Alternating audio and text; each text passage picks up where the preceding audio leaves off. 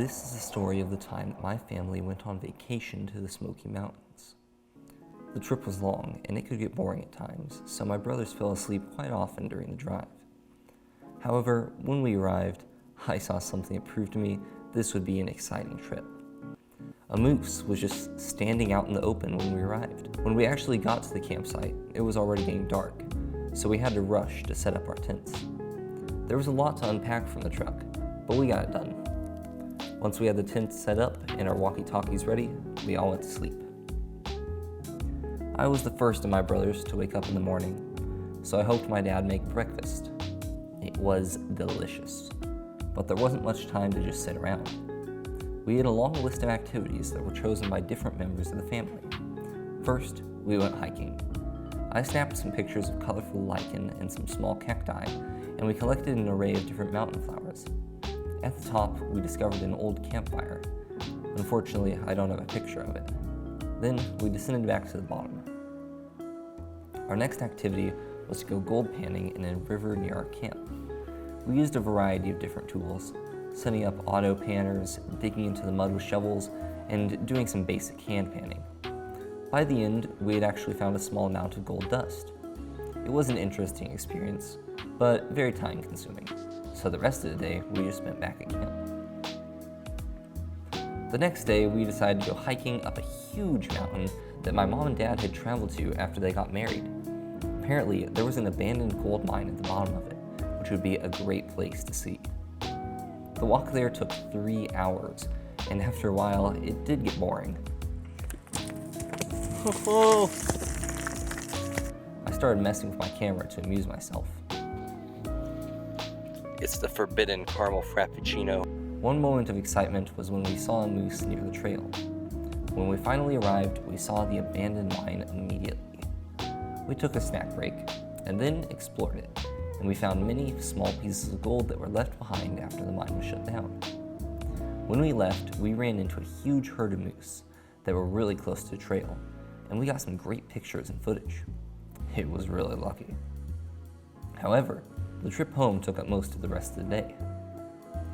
The next day, we went fishing. Everyone traveled out to a lake, we bought some lures, and then we fished for a few hours. After a while, me and my mom returned home, and we started a fire. The plan was to cook fish, but the others, even though they stayed out fishing the rest of the day, didn't catch anything. The rest of the next day was just a fun day of exploring the river, doing a little more panning, and purposefully diverting the flow to make it a very rapid river. I also took a few risks in how I decided to cross the river.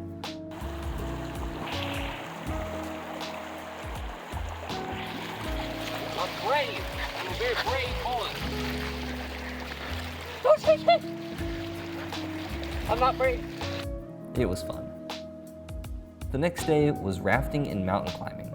I only have 2 pictures from the rafting, before and after, because we couldn't really bring our phones on the raft.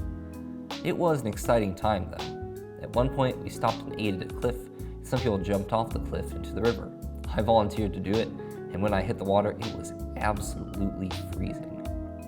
I also fell out of the raft once when we hit a rock. My dad had to grab me and pull me back in. It was crazy. After that, we climbed up a mountain. The mountain that we climbed up was overlooking the river that we had rafted on. We went all the way to the top. The climb was long, but it never got boring. The sides were very steep. If you threw a rock down the side, it would roll all the way to the bottom.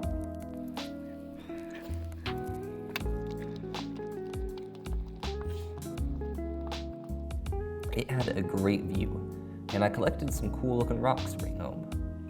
In this mountain in particular, there were tons of tiny pieces of obsidian everywhere. When we got back that night, it was very misty and cloudy. One of the clouds near us was so close that one of the mountains was touching it. I suggested that we climb up into it, and me and my brothers went in. It was a pretty dangerous climb, but it was worth it. Interestingly, the cloud didn't obscure our vision completely. It was like we had a 10-foot bubble around us that let us see inside of the cloud. And then after that, everything became impossible to see. It's less like we were in the cloud, and more like we were surrounded by a circle of clouds. I have pictures if I couldn't explain it well enough. When we went back down, we grilled some marshmallows and had s'mores before we went to sleep. The next day, we packed up the tents, threw some rocks in the river, and left the campsite. We went into town and got some local food. Then we went to our last two attractions. The first was a large river where we panned for gold again. I didn't really find any gold, so I just collected cool rocks and broke them into shards so I could put them into a jar later. After a while, we left the river and headed to a very long and narrow bridge that overlooked a canyon which had a bunch of old train tracks running through it. I thought it was awesome. And the floor is only a single piece of wood. Nothing else. At least until the staff started driving go-karts and entire tractors across the bridge. It did not look strong enough to hold them, and they shook the entire thing when they crossed. Made a new discovery. When you're near the middle, you can feel the whole thing shaking. After that experience, we drove home. On the trip, we stopped at 2 restaurants. One of them was Dairy King. Not Dairy Queen, Dairy King. It was one little restaurant in a tiny town, and it was actually pretty cool. It even had a small library set up inside of it. The other restaurant was a taco place. Funny story, I ordered a taco with poblano on it, thinking that it's a type of bean. It was only when I ate the taco I realized poblano is a very spicy pepper.